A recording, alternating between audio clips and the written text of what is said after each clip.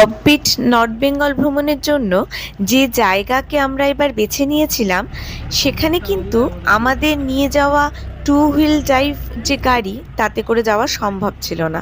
ফলে সেই গাড়িকে একটা নির্দিষ্ট জায়গায় পার্ক করে আমরা রিসর্ট থেকে আসা ফোর হুইল ড্রাইভ যে গাড়ি, তাতে করে এই রাস্তা দিয়ে রিসর্টের উদ্দেশ্যে রওনা হলাম। রাস্তাটা পুরোটাই বোল্ডার। ওই যে ওপরের যে গ্রামগুলো দেখা যাচ্ছে, ওখানে পুরো গ্রাম, তারা কিন্তু এই রাস্তা দিয়ে যাতায়াত করেন এবং এখানে কোনো গাড়ির সার্ভিস নেই। এখানে টোটালটাই হচ্ছে হেঁটে যেতে হয়। আমাদের নর্থ বেঙ্গল ভ্রমণের শেষ দিনের যে অফবিট জায়গায় আমরা গেছিলাম, সেটি হলো ভাট্টি। এটি রকি আইল্যান্ড থেকে গাড়িতে মাত্র 10 মিনিট দূরত্বে অবস্থিত, কিন্তু নদীর দুপারে দুটো রিসর্ট ছাড়া ভাট্টিতে কিন্তু আর কোনো রিসর্ট নেই। ফলে পর্যটকদের ভিড়ও এখানে একদমই দেখা যায়নি। এটা একদম সম্পূর্ণ একটা নতুন অফবিট জায়গা, যেটা ডুয়ার্সে মূর্তি নদীর পাড়ে গড়ে উঠেছে। ইউটিউব বা গুগলে এই ভাট্টি নামটি টাইপ করে যদি সার্চ করা হয়, তাহলে কিন্তু কোনো সার্চ রেজাল্ট আসে না, কারণ ইউটিউবে ভাট্টি সম্পর্কে এটাই হলো প্রথম ভিডিও। সমুদ্রের ধারে ঘুরতে গেলে অনেক বড় বড় হোটেলের পার্সোনাল সি বিচ থাকে, কিন্তু এই প্রথম আমার একটা পার্সোনাল নদীর কথা মনে হলো, কারণ এই নদীটার দুপাশের এই দুটো রিসর্ট ছাড়া আশেপাশে আর কোনো রিসর্ট ছিল না, এবং পর্যটকের সংখ্যাও ছিল একদমই হাতে গোনা। ফলে মনে হচ্ছিল যেন এটা নিজেরই একটা নদী। এটাই হলো ভাট্টিতে আমাদের থাকার জন্যে যে রিসর্ট, সেটি। এখানে ব্যালকনিতে বসার খুব সুন্দর জায়গা করা আছে, এবং তার পাশেই ঘরগুলো ভীষণই সুন্দর এবং একদম পরিষ্কার ছিল, এবং ওয়াশরুমও প্রচণ্ড পরিষ্কার ছিল। এই ব্যালকনিতে বসে নদী দেখতে দেখতেই কিন্তু সময়টা দিব্যি কাটিয়ে দেওয়া যাচ্ছিল। ডাইনিংয়ে বসেও নদী দেখতে দেখতে খাওয়া যাবে। এটাই হচ্ছে মূর্তি নদী। এই যে হ্যাঙ্গিং ব্রিজের এইদিকে একটা রিসর্ট আছে, ওই দিকে আরেকটা রিসর্ট আছে। আমরা লাঞ্চে এবার বসছি, দুপুরে রাইস, ডিম কারি, তরকারি, আলু ভাজা, ডাল, পুরো দেশি ঘি, পুরো এখানকার বানানো, ওটাও দিয়েছে, যেটা আমরা ভাতের সঙ্গে একটু নিয়ে নেবো। তাহলে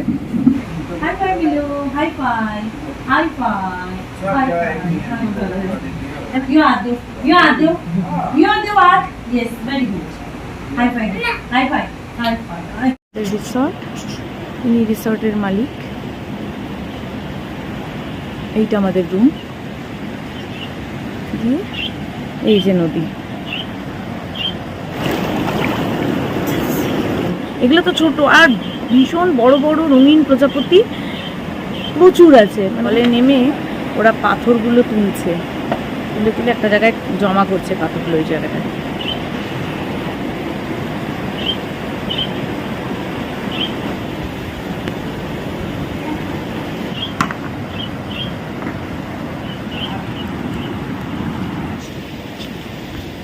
এবার আমরা হ্যাঙ্গিং ব্রিজের দিকে যাচ্ছি।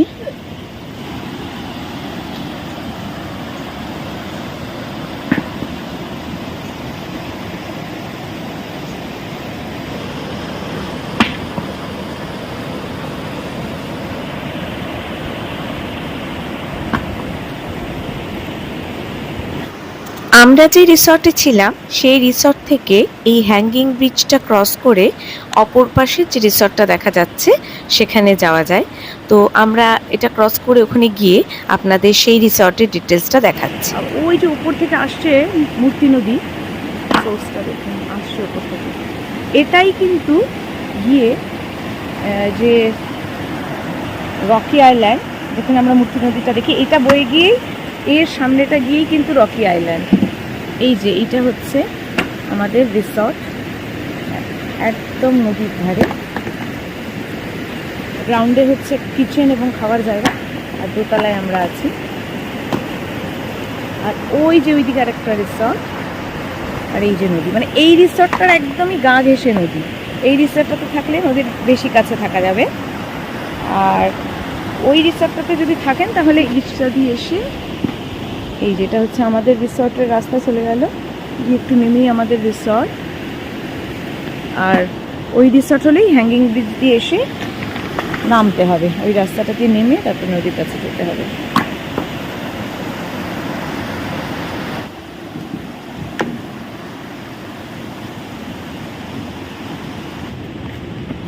এইভাবে এখানকার মানুষ যাতায়াত করেন। এই যে এই গাড়িগুলো করেই এসেছিলাম কালকে আমরা, এরাই এই রাস্তাটা ওই রকি আইল্যান্ড থেকে যাতায়াতের জন্য দুটো গাড়ি রাখা আছে। এটা হচ্ছে আরেকটা রিসর্ট, এই রিসর্টটাও বেশ সাজানো।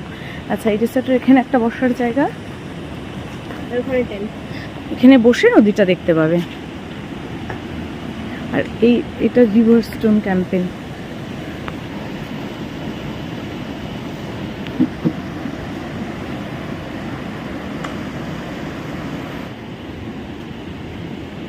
এখানেও দেখুন টেন্টের ব্যবস্থা আছে, দেখছি টেন্টে যাওয়ার রাস্তা মনে হচ্ছে। এটা টেন্ট রাখা আছে বড় বড় উপরে, এই টেন্টগুলো ভালো, খারাপ না। Please leave your shoes and negative vibes outside. এরা উপরে টেন্ট করেছে, এই যে টেন্ট। এই টেন্টগুলোর যা সাইজ তাতে অনায়াসে 3 জন এই টেন্টের মধ্যে হয়ে যেতে পারে। আর এই টেন্টগুলো কাঠের পাটাতনের উপরে করা এবং সরাসরি নদীর সামনে। যে ইলেকট্রিকের সুইচ চার্জ দেওয়ার জন্য। আচ্ছা, নিচে আরও টেন্ট আছে, দেখে আসি। আরও টেন্ট আছে, এই যে ওয়াশরুম।